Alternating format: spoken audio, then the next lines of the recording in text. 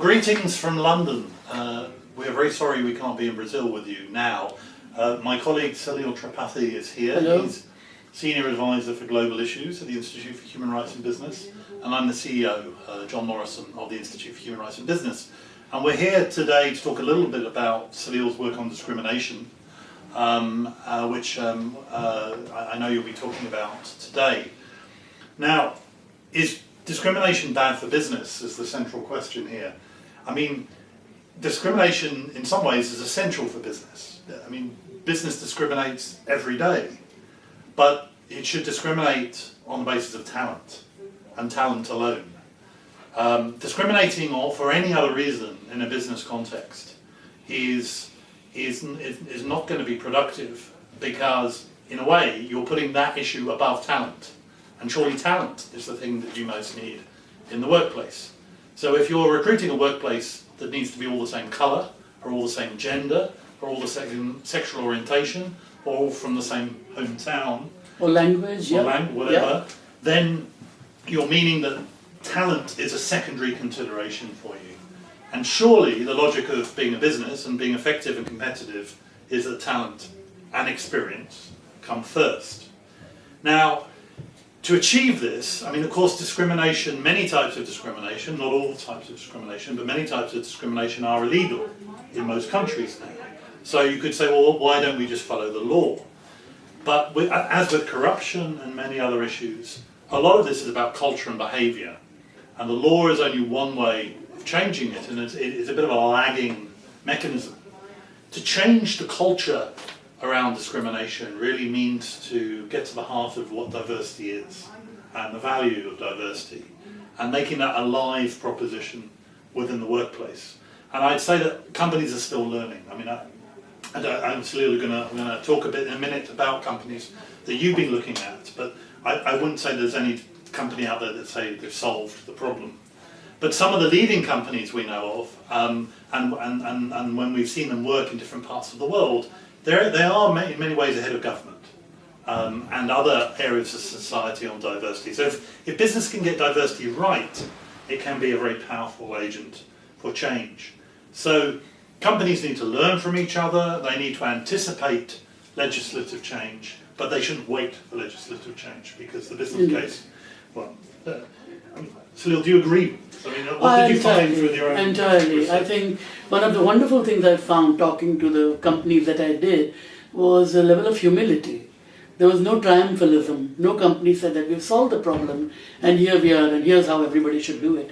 Each of the three companies I spoke to were talking about a learning curve, the fact that they needed to bring people, the resistance they had internally, and how they had to tell the story better, and all of these things actually made it rather more complicated for them about how to do it. And the other thing is that they are very willing to share. It's not an area in which they see each other as competing with each other, because they probably realize, and I'm talking about only three of the many companies, but these are the leaders in the field, they do feel that it's much more logical and sensible to share their practices. So, Salil, the first company you spoke to was Atkins, which is a design, infrastructure and construction firm, That's I believe, headquartered in the United Kingdom. Mm-hmm. So what did you discover from them? Yeah, they're a very large company. They have about 9,000 employees here in the UK and another 9,000 abroad. And their revenue is spread evenly, about £900 million in the UK and about roughly the same overseas. They do very large projects like the metro in certain Middle Eastern cities, the harbour reclamation in Hong Kong, and other large projects, including designing nuclear plants and stuff like that. So it's a very complicated company, reliant on labour, often overseas labour. So they have nationality and other issues to deal with. Now, one of the interesting things I found from them while talking to them was that they have a very good policy about talent-based and merit-based appointments, but was to distinguish between actual and perceived discrimination. And perceived does not simply mean what the discriminated party feels, but perceived meaning what message are you sending out that might make the other party feel that there is discrimination. Let me give an example, and the example is very clear about length of service. If you put out an ad saying that we want people with 15 years experience, by definition, even internally, that you want to hire someone for a managerial position, and if you say that you want someone with 15 years experience, by definition you are restricting it to those who are grandfathered into the system.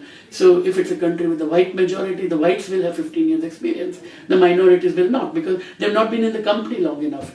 If they're late in recruiting women, it would be the same thing, that women will have only 2 or 3 years experience. So look for criteria that you set into the recruitment process which might perpetuate discrimination, and then try to eliminate so that your criteria are work related. You also talked to Clifford Chance. That's right. International law firm. What very large law what firm, do they indeed. do? One of the biggest, again, with lots of partners and so on. And what they told me was a few different things. They said that, I asked them what were the drivers of change, what made them do it. And they said one was the law. Increasingly, law requires companies to be ahead of the curve on this issue. The other was client expectations. Their clients, a large company, which is an American or Swiss multinational, which will say that, do you have non-discrimination policies? And if you do not have those policies, then there is a problem. So they had to look at that. Third was that the community with which they were working, their peers, they had similar policies.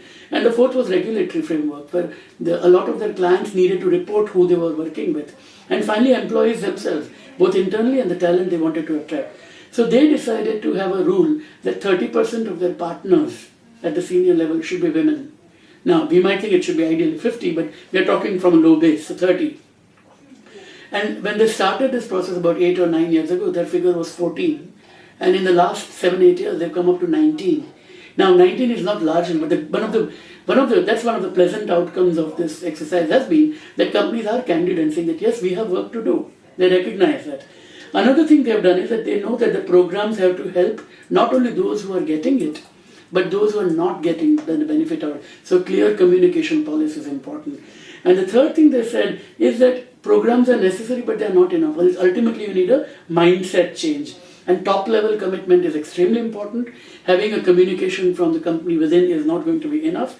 Reporting is important, and avoiding backlash is important, because you cannot do a system where the colleagues are going to think, oh, this is only for women, or only if you're a gay employee you're going to do well, otherwise this firm is not for us. That is also not. So it's a very delicate balancing act, and that's what they were talking about. Okay, very good. And then another law firm, Ernst & Young. So Ernst & Young is a business advisory firm. They are in 150 countries, 230,000 employees, and there are about 14,000 people in the UK and Ireland. And they want to ensure that the pipeline of future partners, there is at least 30% women, and managers should be at least 50% women. That is what they are looking at. And right now they've come up to 20% in the UK's case, and in terms of managers, actually they're 45%. So they're doing very well when it comes to getting women managers into the fold. And they have learned that inclusive culture is important, again similar to Clifford Chance, that make sure that the others are not kept out of the process. Again, leadership commitment came through, and one important thing for them was flexi time, which is again a no-brainer, but to have that. And the other part which was interesting was gender-neutral parenting. Now this is very important, where where same-sex relationships are recognized, because you could have 2 men or 2 women who have children, and how do you what kind of parental leave policies you can have. So that's another one that they do. They've noticed a big drop in attrition levels after they did that. And their message to companies that are doing it is, one is that data is essential. The other is that you have to set targets for the data. Third is that you have to never assume until you get the data. And the fourth part is that you have to trust the data. They're an auditing firm, so numbers are very important for them, as you can see. And keep the message always alive that diversity and inclusion is for everybody and not only for a select few. That it involves everybody, and that's the only way to change the mindset.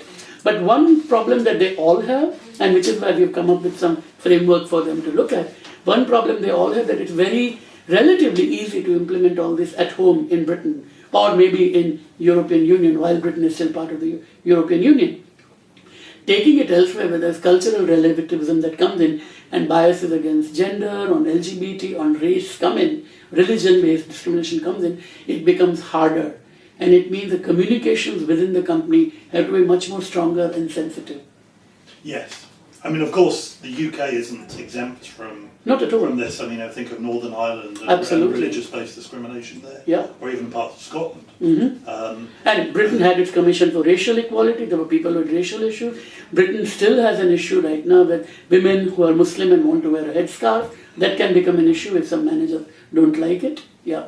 Do these companies you've spoken to, do they struggle to do this with blue-collar workers in the same way as white-collar, or, I mean, does it matter the skills? I would think it is similar, because in the case of Atkins, which does deal with blue-collar, and the other two are largely white-collar, they seem to have similar concerns coming through.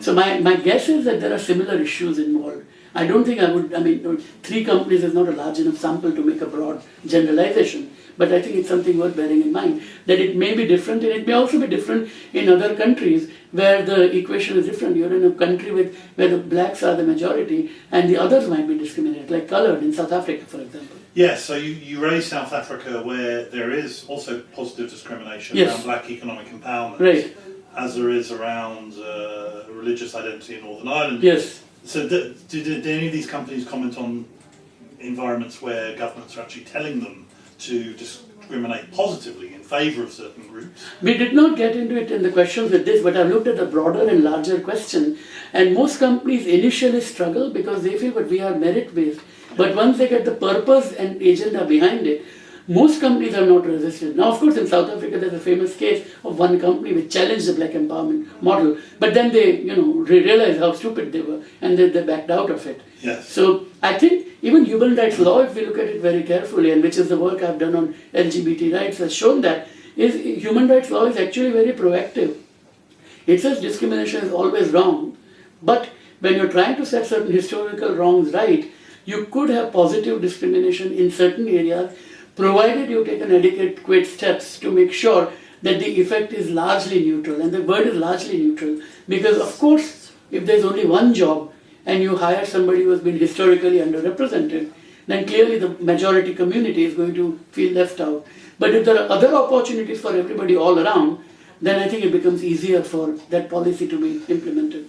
And I think the record does show that. So take the example of India, yes, with caste-based discrimination, yes, which is deeply historic. Yes. What's your view on what the Indian government or companies in India should do? So the Indian companies actually don't have any requirement to have quotas for what's so-called lower caste or scheduled caste, as they are called in India, because the law in India applies only to the public sector, the state sector. Right. So there are companies which realize this is a problem, and when they try looking for the right talent, they find a similar problem that others have felt elsewhere, that the talent pool is limited. And it's limited not for the fault of the community, but because of lack of educational opportunities, environment, and the environment in which they operate. So it's a much longer term issue. I mean, my concern and fear in a case like India is that if you were to have an open quota policy from tomorrow, a lot of government departments have senior people from the Dalit community. They will all get poached by the private sector because they've all risen through the ranks and are very competent and at very good position.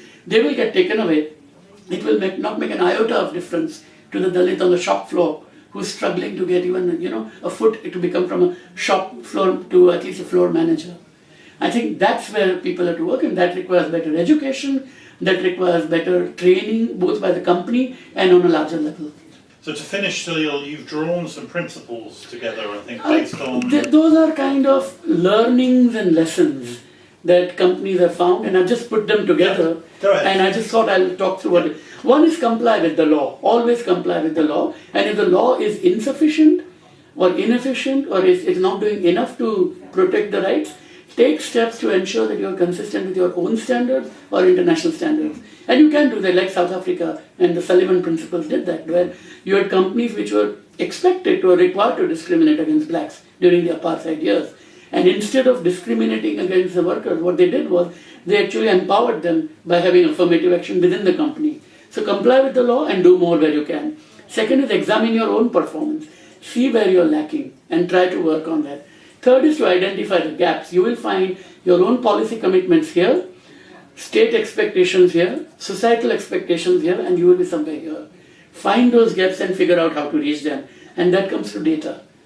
Trust the data. I think EY is right on that.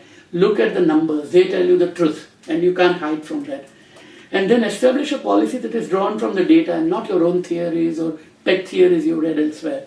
Six is to create a core team. Most of these companies, in EY, it was a team of 4 that grew to 7, which then did this work. So I think having a core team is very important.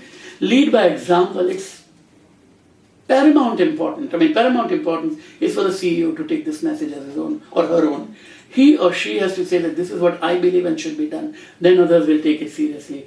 Then embed the policy, as we talk about in due diligence and human rights terms in the guiding principle. Make sure that the policy is understood and not kept as a silo to be ticked off. Reassure the groups that feel aggrieved. People are going to get upset. They will suddenly see more women being promoted, more black people being promoted, more religious minorities being promoted. Reassure them why it is being done and how their career prospects are not hindered. Then to develop policies that eliminate biases completely. One of the companies has a blind CV policy, which I think you would relate to and you would like it a lot, of course, is that when a student sends the application in, the school and college names are blanked out. And let the thing come and emerge through a conversation rather than upfront saying I was at Harvard or at Oxford or something like that. And I think that's sensible too. Nurture talent. Once you have the talent, make sure that that talent feels welcome and respected. Try to make sure that there's no attrition because there'll be some backlash against these people. Enable flexible working. That's a no-brainer. Communicate. Always communicate. Don't keep it like a policy, announce, 6 months no response after that and so on. Report the performance. Report the performance for your own benefit. Report the performance so that the rest of the world knows what you are doing. Act on the data. When you get the data, do something with the information. Make those findings public. Listen to the people, what they say. Use that feedback and improve. This is a state of constant improvement. Work with allies and build coalitions. I mean, all these companies have talked to each other. They've also talked to the same set of consultants and have a conversation going. Make expectations very clear to clients and suppliers. You want your clients to know what you expect from them in terms of their own diversity, and tell your suppliers, because this is where the companies have leverage. They are in a position to influence behavior and do that. And finally, expand the data coverage to include suppliers and clients so that in the longer run, the data gets richer and the nuanced, granular changes that take place in the society are captured accurately. Well, that sounds like a very good list of principles. The test is always in implementing them. We hope you heard that okay, and thank you for your time. And thank you very much. We wish you a very good conference. I'm sorry we couldn't be there, but see you again soon in Brazil, we hope. Indeed. Thank you so much. Thank you. Bye-bye.